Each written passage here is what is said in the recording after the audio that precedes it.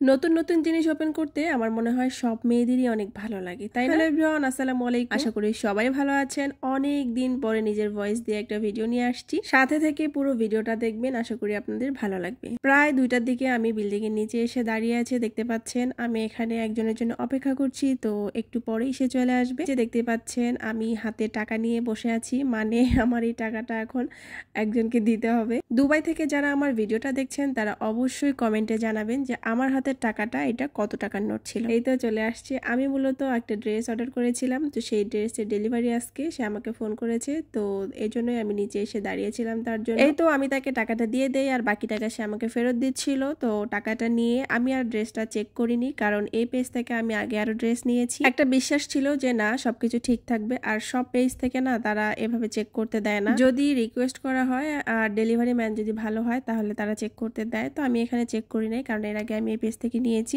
তো এই যে বাসায় আসার পরে আমি প্যাকেটটা এখন আমি ওপেন করব, তো ভাবলাম যে আপনাদের সাথে শেয়ার করি। ডেলিভারি ম্যানের সামনেই যদি ওরা পার্সেলটা চেক করতে না দেয় বা প্যাকেটটা ওপেন করতে না দেয়, তাহলে এভাবে ভিডিও করে যদি আপনার যেটা অর্ডার করেছেন সেটার সাথে যদি মিল না থাকে বা কোনো প্রবলেম হয়, এই ভিডিওটা তাদেরকে যদি আপনারা পাঠিয়ে দেন, তাহলে তারা আবার নিজেরাই ডেলিভারি ম্যান পাঠিয়ে দিয়ে ড্রেসটা ফেরত নেবে এবং আপনি যেটা অর্ডার করেছেন সেটা আবার তারা পাঠিয়ে দিবে। ভুল তো হতেই পারে, এটা স্বাভাবিক। এই জন্য যে কোনো জিনিস অনলাইনে অর্ডার করলে এভাবে ভিডিও করে রাখলে, যে কোনো জিনিস হোক যদি কোনো ত্রুটি বের হয়, তো ওই ভিডিওটা তাদেরকে পাঠিয়ে দিলে ভিডিওটা দেখার পর তারাও শিওর হয় যে হ্যাঁ তাদের প্রোডাক্টের ভুল ছিল।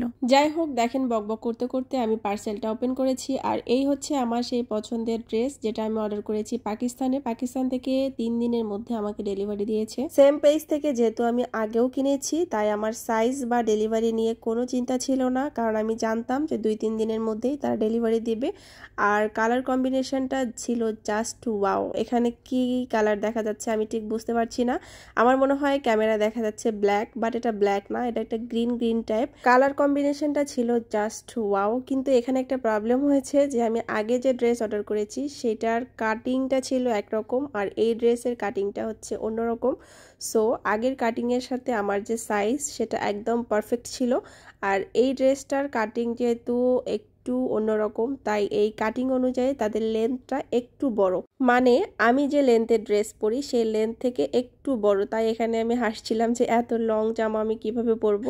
যদিও এখন লংটা ট্রেন্ডি হয়েছে, আপনার যে কোনো পাকিস্তানি স্টাইলের ড্রেস দেখবেন যে এখন মানুষ শর্ট থেকে আবার লং এ চলে আসছে, শর্ট লং, লং শর্ট, এটাই চলছে। ক্যামেরায় পুরোটা দেখা যাচ্ছিল না দেখে আমি এই যে বেডের উপরে উঠেছি আর এখানে হাসছিলাম। তো যাই হোক, ড্রেসটা আমার অনেক পছন্দ হয়েছে।